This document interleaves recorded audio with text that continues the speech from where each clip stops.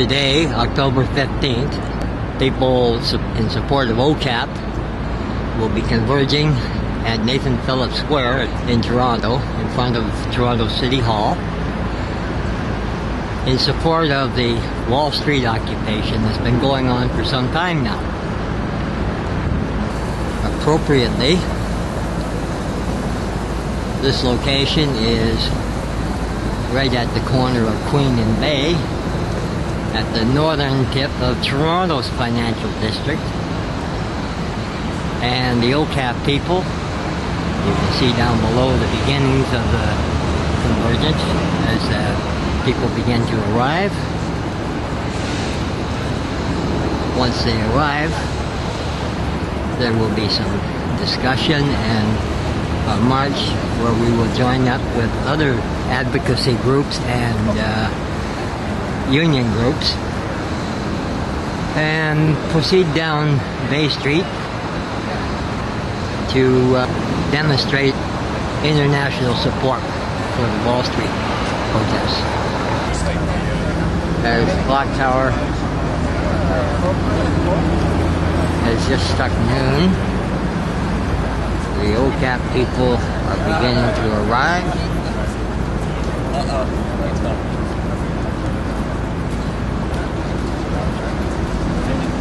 Hopefully there'll be a large turnout today.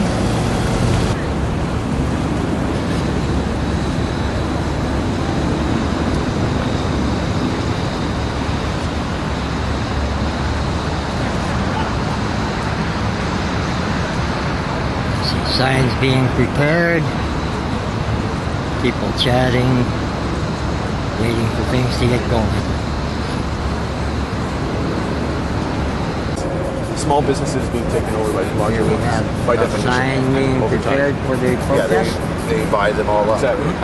Even though in Canada, actually, I think it's like 95% of businesses are smaller businesses. Yeah, but the thing is, how many...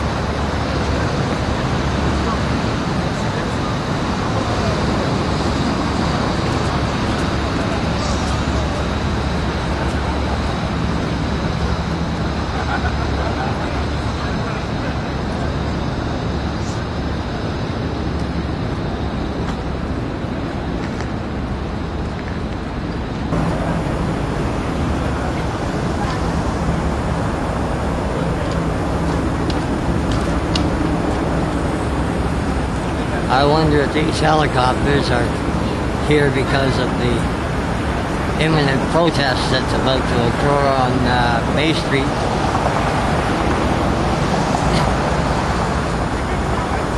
As several different advocacy groups and union groups meet at various locations, preparing to converge and occupy Bay Street in support of the Wall Street occupation that's been going on for some time now.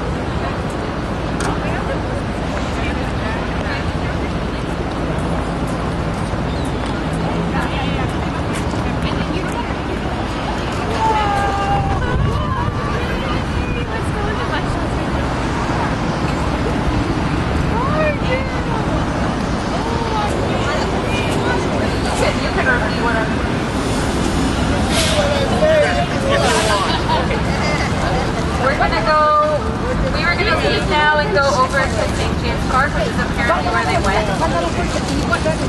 So we just wanted to use this as an assembly point for folks from Stop the Cuts, so we can find each other within Occupy Bay Street.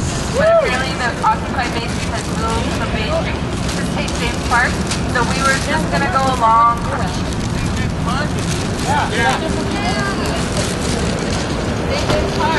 Eat it, yeah. Okay. So is that okay with folks if we just walk along the Queen and go down to church? And we have lots of banners, we have a megaphone if anyone wants to use this, they can. We have Stop the Cut flyers to hand out if people want to take a little stack, and especially when we get there, trying to involve people in the anti-austerity work. Let's roll. Ah, that's great. Thank you.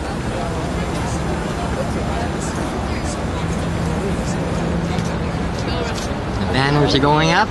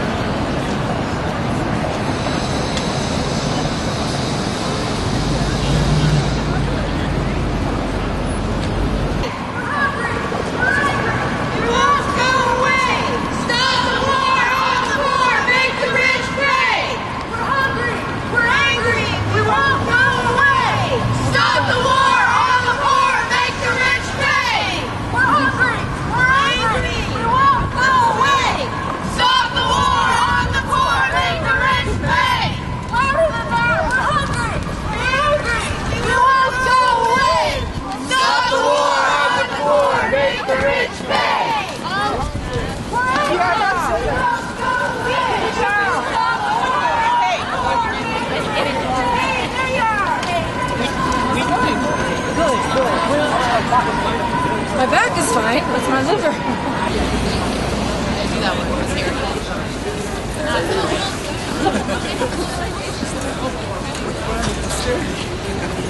We will stop the guns! We will stop the guns! We will stop the guns! We will stop the guns! We will stop the guns!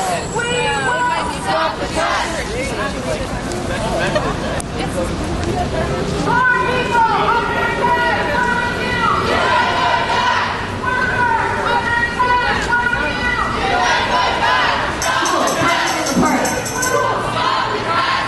I hear the voice of one of my favorite protest singers, Faith Nolan.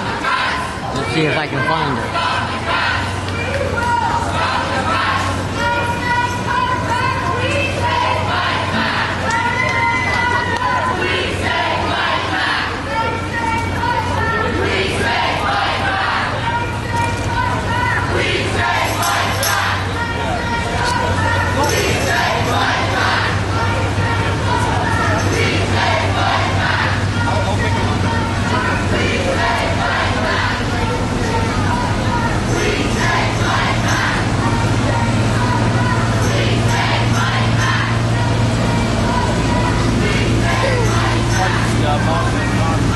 Now the convergence here at St. James Club seems to be a very loud, very well attended event.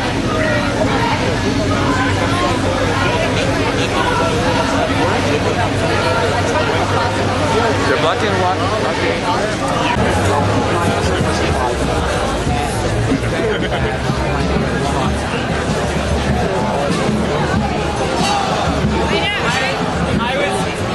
I was gonna make a sign that said we've got 99 problems, but a movement need one. Okay, yeah. Other people have come up and said, but the rich got one, and then us, like underneath. Right? No, this one's not A lot of possibilities. Fast side. What's your sign say? Colonialism isn't over. Why is that? Why is that? Because it's true, and our economic system in Canada is built on started by colonialism, and the Hudson's Bay Company and Bay Street aren't actually very different. They're still exploiting First Nations, and it's not set up to benefit the rest of us either. Are you a part of a group? Pardon me? Are you part of a group? Nope. You're independent? You're down here? I'm an independent person. Good for you. Thank Good you. for you. You know what? I feel that it's more important to see individuals come down here and show a little solidarity than it is for the groups. Because one of the hard things that's been happening within this whole bit of protest that's been going on for years about the unfairness of society is that there's been too much, it's just those crazy activists. Right, exactly. So I'm glad you could make it. Thanks. God bless you. Bronzing. Hi. Hey, here's one of the facilitators. You might want to get it for your... Daniel. What's going to be going on? Are there any solid plans, or is it just pretty much in flux still? Right now, if you look around, there's a few different congregations happening. We got some music and dancing over here. We got a debate going on over there. There's two people in the middle of a circle actually just debating political tactics, like protest tactics. We got people setting up the medical tent over there, and we got people setting up food, I think, over there. At 5 o'clock, we're going to have a General Assembly, our next one. Good. And at that point, we're going to be able to explain a little more about what committees already exist, see if there's any space for if anyone has ideas for other committees. We're going to talk about the process. And seems like there's plans to carry this on beyond today. Absolutely. People are already setting up camp, setting up. This is going to go on until the systemic change that we're calling for takes shape. Good. I'm going home and getting my tent after a while. And it's already been very well organized so far, but it's all volunteer organizers, and it's just the people so here are spontaneous. forming a community right now. So, I think this is going to go on. This movement is really the beginning of something that's calling for social and economic justice in truly radical ways. Right. Have all the groups that have said they were going to come arrived yet, or? I think for the most part, yeah. Okay. There was talk of one of the unions providing outhouses. Oh, that would be good. That has not happened yet. Yeah. How are the authorities responding to this? Say that again? So far, so good. Yeah. So far, it's been nice, back and forth, and like the first day of the G20 sort of a thing. Yeah, people were afraid about that coming in.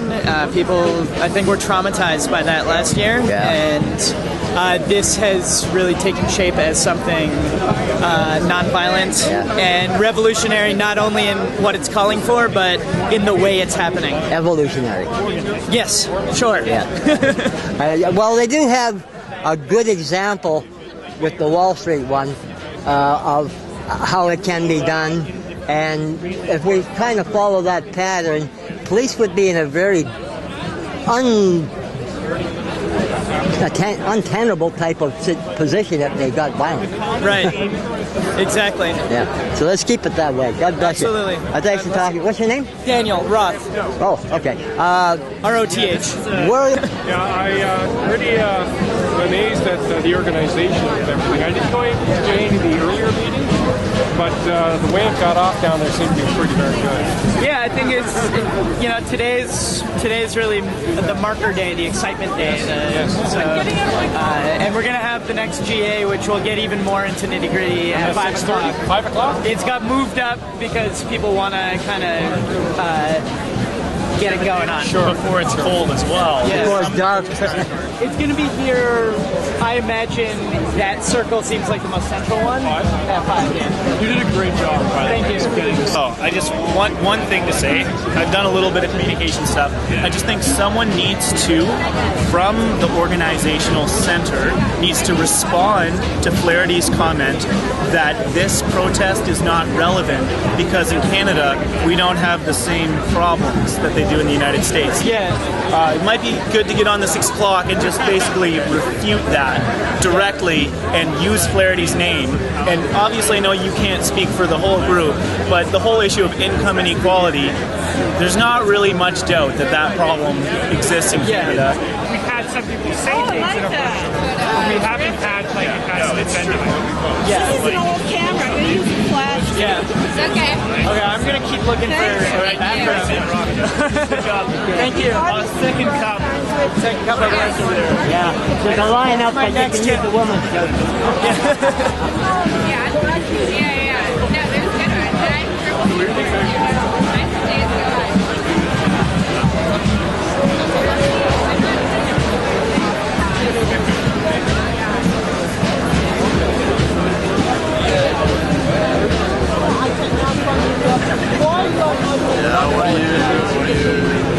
See your signs it say you agree? What does it you agree? I agree with this. Corruption. Actually, education should be a lot less money. That's ridiculous getting out of school with a 50 grand. Shouldn't be, should it? If there was any truth to it, we should have.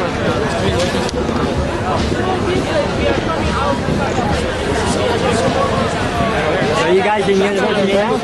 Yes, I am. And I imagine you're getting in a pretty deep pocket, working on getting your education. Well, it's funny because my parents,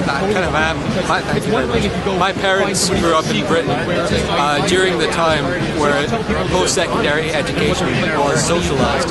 So they came from a culture. I come from Scotland. They came from a culture and this idea of mine where if you get good grades, you'll be able to pay your way through university. That's not true anymore.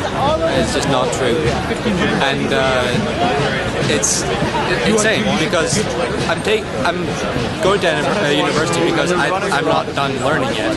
I could be more of a person for this country than That's a good thing. I'm glad you said that because a lot of people go to university or school in general to get a job.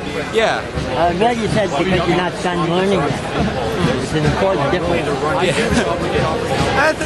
I don't think people should ever stop learning. I think there should be institutions that continue this. I have. Look at me. But I do think If you live like 5 votes away, that's not voting him out. I really do think, and I grew up as a social democrat, I do think that it should be socialized. People should be able to be not only knowledgeable of a craft, but knowledgeable of the way things work in the system, and they should be able to think critically about it. Taking away university and taking away institutions that give people the skills to think critically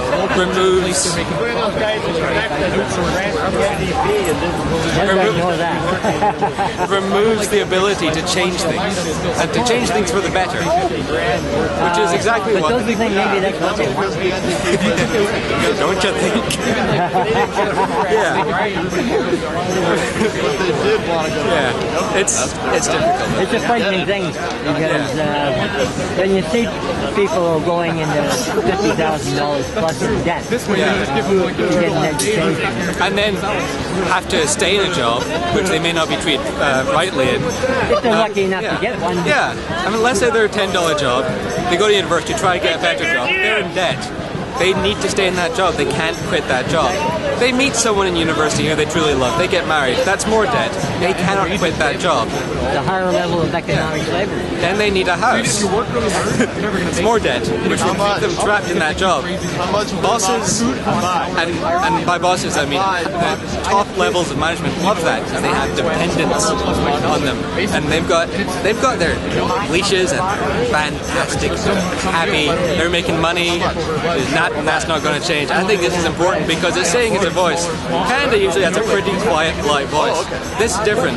We're saying, along with having the solidarity with America in this, that is not on, which is something.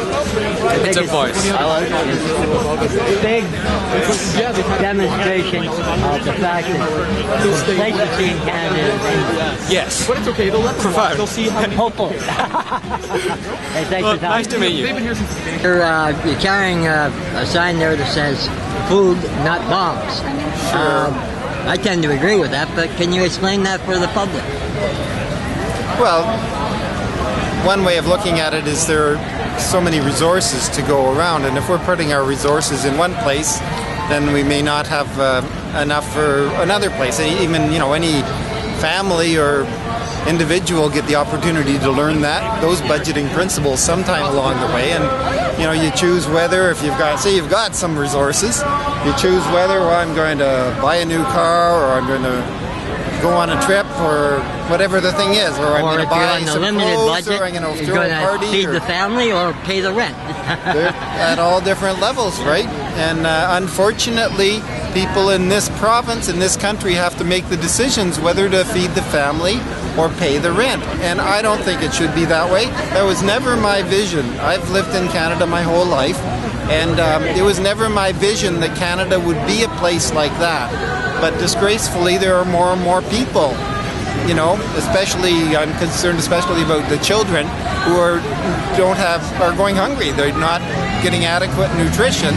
And, you know, our governments bear part of the direct responsibility for implementing measures that perpetuate or create and perpetuate that. You know, Mike Harris, when he was the Premier of Ontario, he slashed the welfare rates. Well, Dalton McGuinty's governments haven't done that, but it still erodes away because they're not raising them. And they did make some cut a year ago to the special diet allowance and like that. And so these things are children. They're not responsible for their condition. They're 6 years old. You know, they were born where they were born, grew up in whatever circumstances they grow up, and they should be adequately nourished. But what do our governments do? They want to up the military budget. They want to follow the security agenda. I mean, there are new police stations being built in the area where I live in, and they've got all the best resources. They have their own newspaper. You don't see a blotch, you don't see a scratch or a dent on any police vehicle. You know, and they have an incredible arsenal of weapons that they have. I mean, I don't know whether you'll see it here today. I haven't paid attention to police, but if you look at riot police that were at the G20 here, those people appear to me to be more armed than our soldiers in Afghanistan or someplace over there. What the hell is that about? Because somebody broke a window once? You know, it's insane. Like, these children should be adequately fed. That's a primary responsibility of the whole society. It's not just the responsibility of the one or two parents or the immediate family. And when society forgets about that, I think we've gone back in time, and we've forgotten about what Maria Montessori said, that was the greatest step forward that society has ever made, when they learned how to care for and look after the poor rather than despising and oppressing them.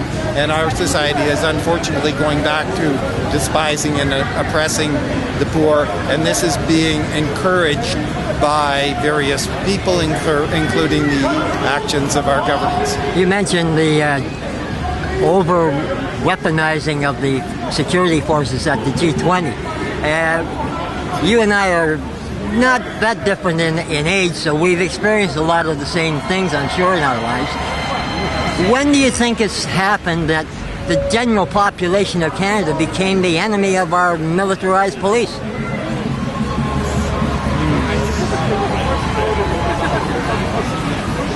Well, I think it's hard to say. I think one of the turning points was September 11, 2001.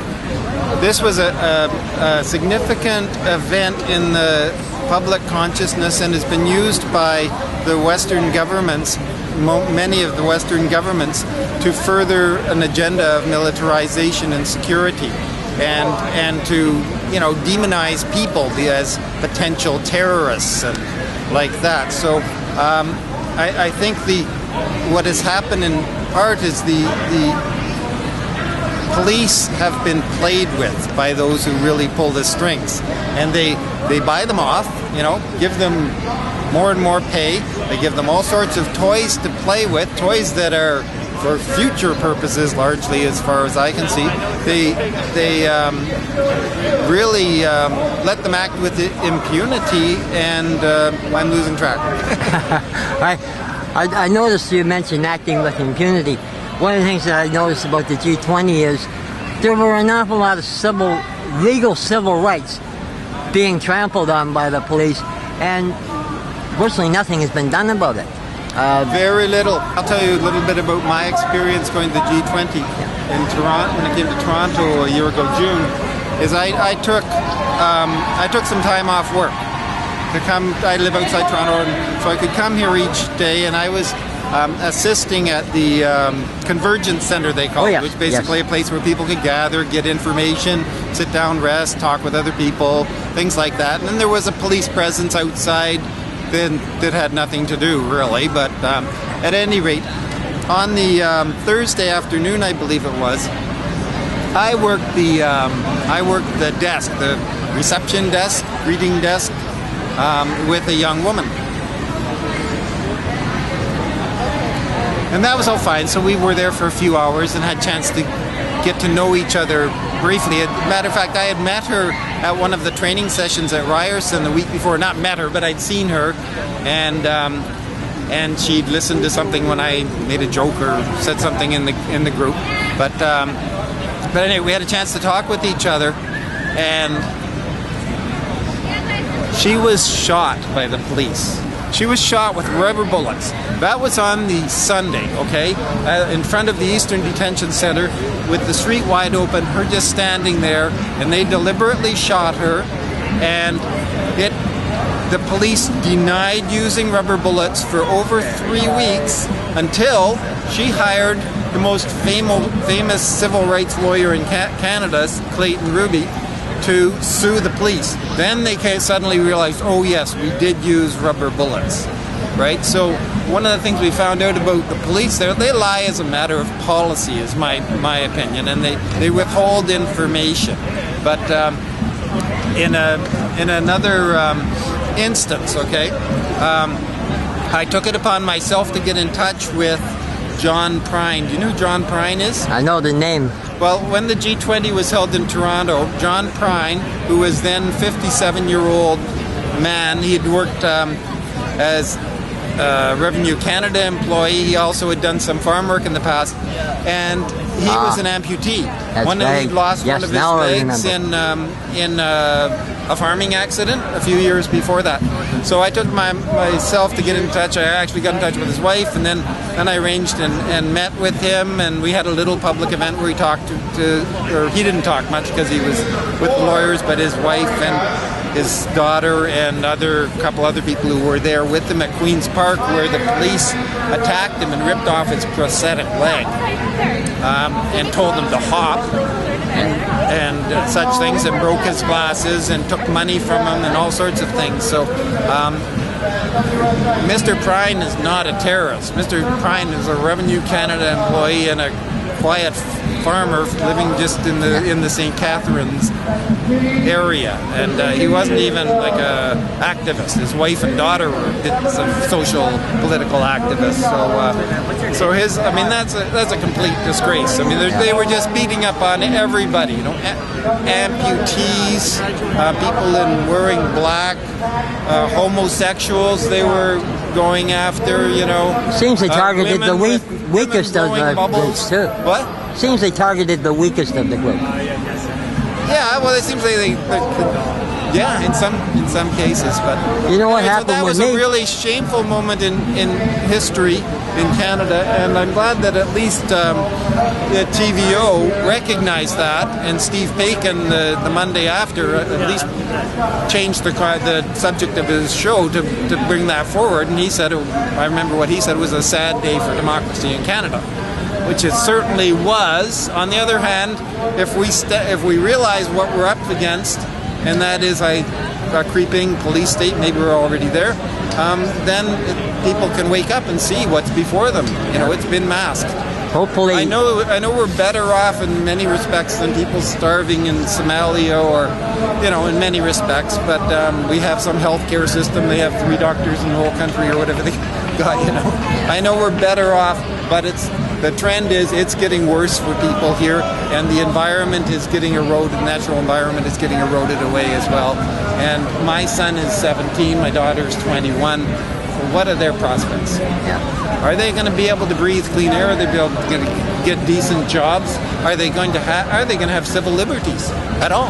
Right. I mean, there's bills before the federal government's bringing them up now. Surveillance state, that's what it is. They can tap into your telephone or your internet.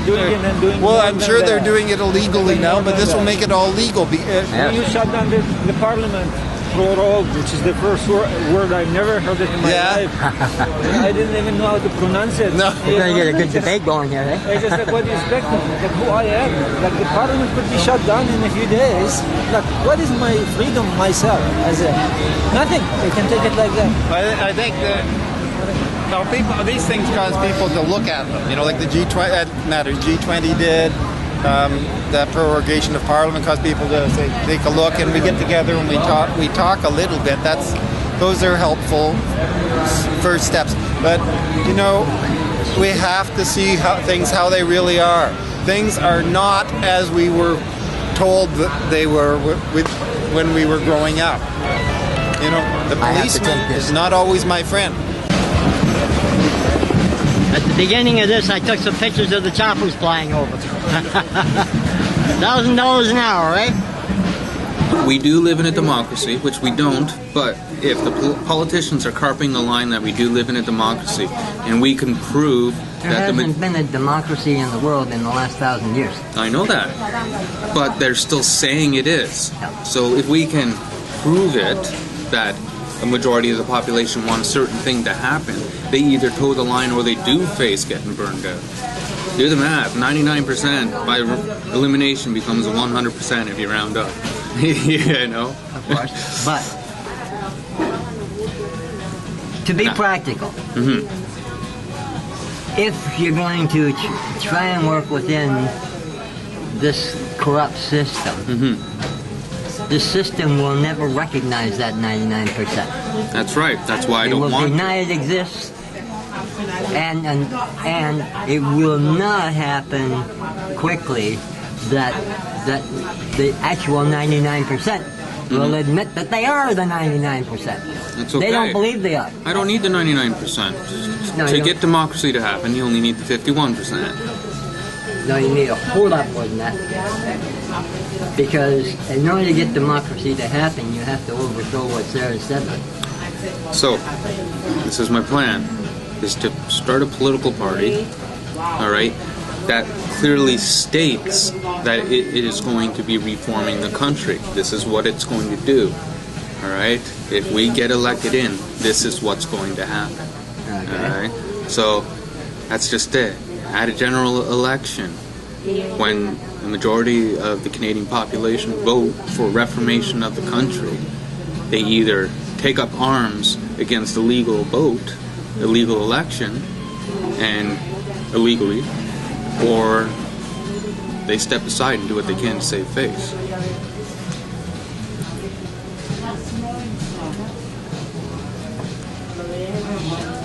Here's the dilemma I see.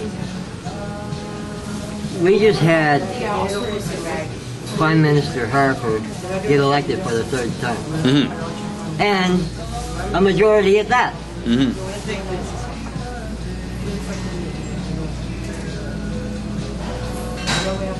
And he is obviously in the pocket of the 1%. And the 99% are the ones that voted him in. How many people showed up to go to election this year, did they say? Doesn't really matter. All right. It doesn't really matter, and I'll tell you why it doesn't matter. Why? Because the way the system is structured,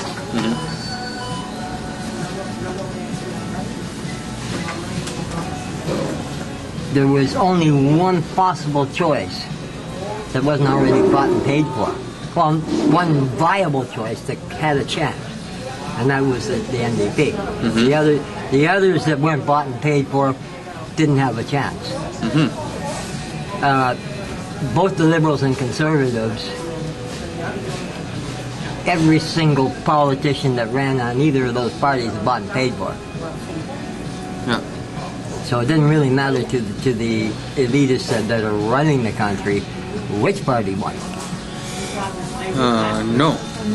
Do you know how to vote non-confidence? Do you know how to go to an election station and vote non-confidence? You mean besides spoiling your ballot? That's what I mean, spoiling your ballot. Yes. You do? How many people know how to spoil their ballots? I heard about it because my mom heard about it because someone heard about it. But everyone, majority... But spoiling your ballots is not going to change anything. No, but if the people start showing up to election to start spoiling their ballots instead of everyone just voting for the person that they hate the least... Well, see, the thing is, the reason that people don't bother to show up is because if they were to show up, they would just be spoiled. They would just feel they had to spoil their ballot. So why bother? Well, that's spoiling their ballot. You get the majority of the Canadian population to spoil their ballot, and they're going to have to fix the problem. That means there's a vote of non-confidence in any of the existing parties.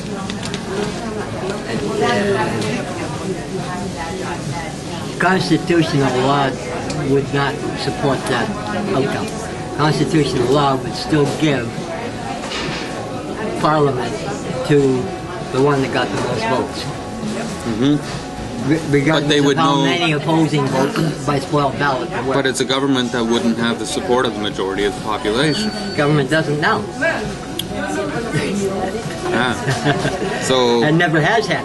I have some possible solutions, or just concepts that might allow us to fix this.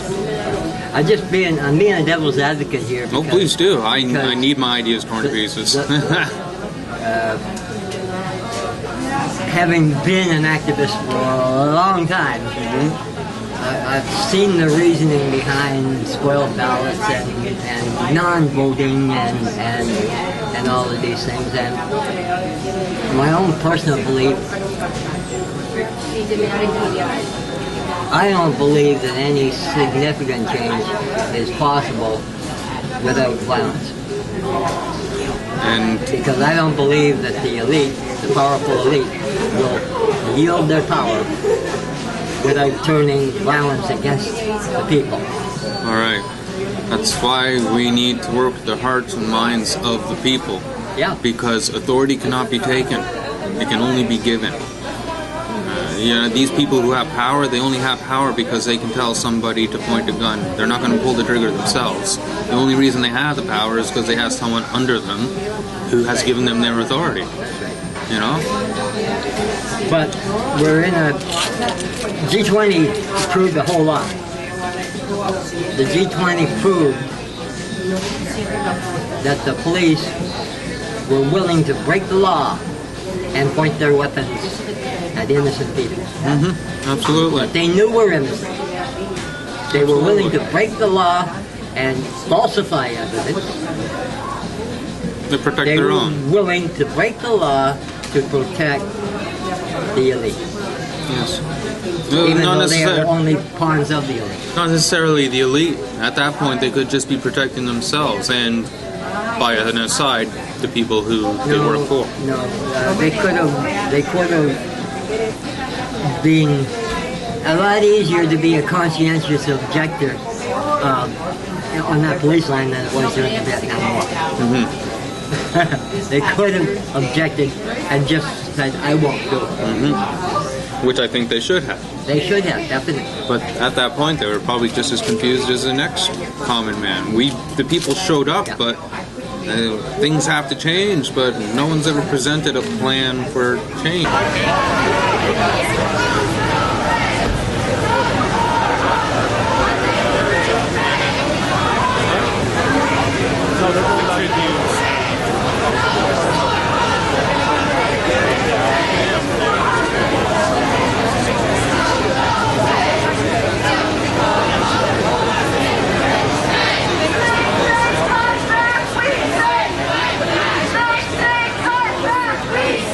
Fight back!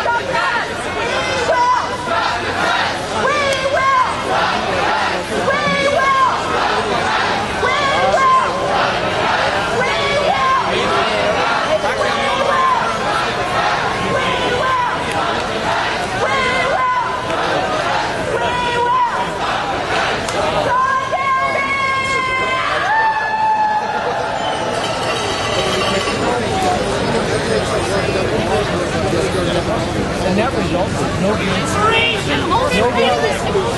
that now you got a bunch of kids with nobody to train them. Because all you've laid off.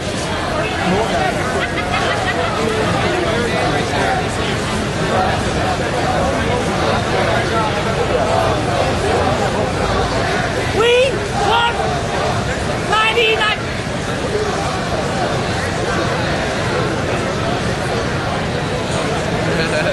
We are 99. We want 99. We are 99. We want 99 back.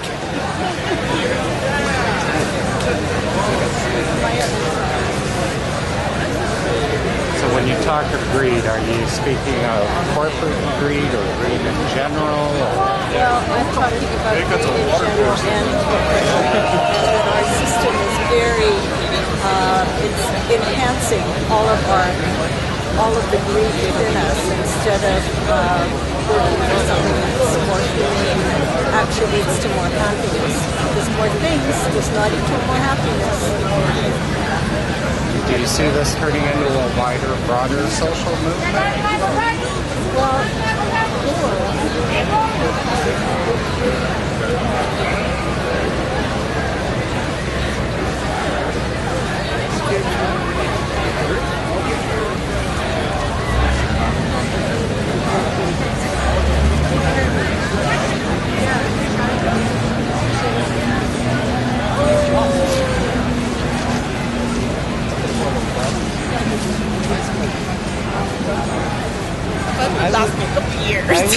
I would be affected through, like, for days. I could feel the effects in my body, right, for a couple of days. So they just took it up and.